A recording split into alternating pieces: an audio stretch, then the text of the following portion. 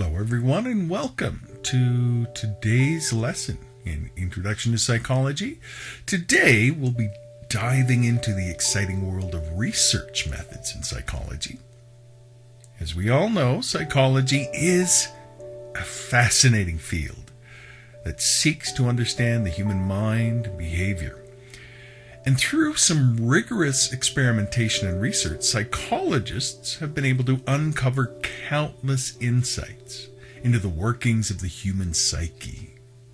In this lecture, we will be exploring the foundations of research methods in psychology, including what an experiment is, what a hypothesis is, and various research methods that psychologists use to uncover the mysteries of the mind.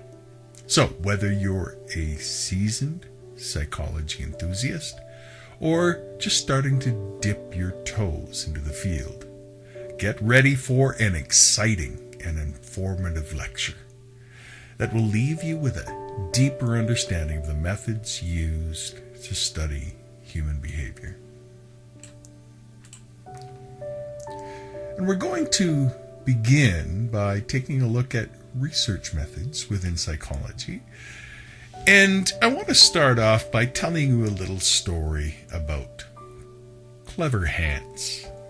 Now, we all know that cats and dogs communicate with us and love us dearly and can tell us what they want.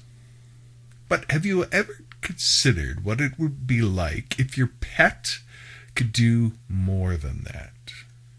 Could your pet teach you math?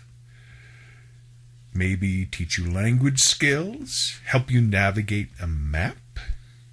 That's an interesting question.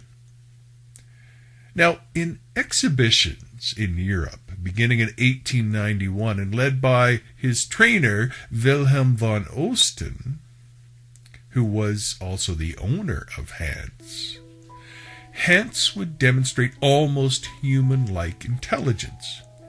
Now, here's the thing. Hans was a big, strong workhorse. And yet, he was able to respond to questions with a variety of hoof taps or other behaviors in order to communicate his answer to certain questions. And using this method, Hans amazed the general public and even a lot of leading psychologists of the day with his apparent ability to perform things like answer questions in basic German, do basic math, to identify colors, to read and respond to questions that were written down, to identify a word that was spelled correctly, and even to identify the correct musical note that was being played. Hans was so famous that in 1905 a scientific commission was set up to look at whether or not Hans was actually as clever as people said he was. In that first scientific commission, they came away and they said, yes, Hans can actually do what people say he can do. And they concluded basically that there were no voluntary signals being given to the horse. And so it was concluded that Hans was indeed clever. But there were a few researchers that questioned this.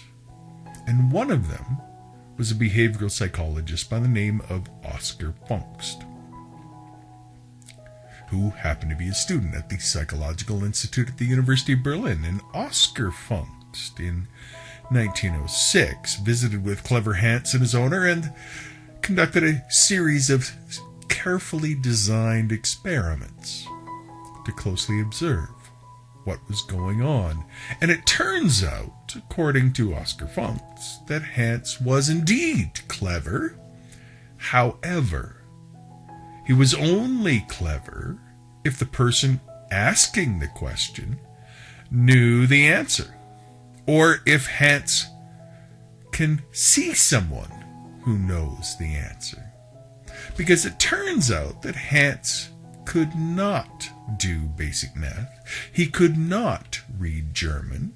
He could not identify proper notes. But what Hans was clever at doing was reading body language. And so when someone else knew the answer to the question, Hans could read the body language so accurately that he could see their muscles tense when Hans got close to the right answer, and then he would stop tapping his hoof. And so Oscar Funkst proved that Hans was indeed clever, but not in the way that we thought. Now, if it wasn't for that focus, we might end up having horses teaching us math, or who knows what else, maybe running the government. Thankfully, due to Funkst's trials and detailed observation, it was revealed the ways that Hans was clever. And that's an important feature for us to be mindful of when we look at research in psychology. Observations and interpretations can often be wrong. You see, people function on different levels. Human subjective reality is often called the mythic level because we live in stories, we tell ourselves stories, and that creates a sense of reality. But above that is the world of phenomena, of things that are observable. And what science does is it takes those mythic stories and it looks at the phenomenon and tests the level of the phenomenon. And based on those observations, they can refine our mythic story. And that is the benefit of all scientific research. Now, there's a higher level that we call the noumena that is about reality in itself in all of its complexity, and that unfortunately is known only to the divine. We haven't been able to reach that far yet. And yet we strive to get there eventually and understand the level of the noumena. But for now, we go to the phenomena and we bring what we learn there down to the level of the mythic. And in so doing, we reveal things like Hans was clever, but not in the way we originally thought. Now, unfortunately, when that report was revealed in 1907 by Oscar Funkst, it was the end of Clever Hans's career. Wilhelm von Osten, Hans's owner, no longer would take him around to fairs around the country, and in a short time later, World War I broke out. And as far as we know, the last we heard of Clever Hans was that he was sold to pull a munitions cart and was killed in battle. Poor Clever Hans. The horse that was so smart that he tricked hundreds and even thousands of people. A horse so smart that he could read body language. And in some ways, I think, that makes him much more clever than many humans.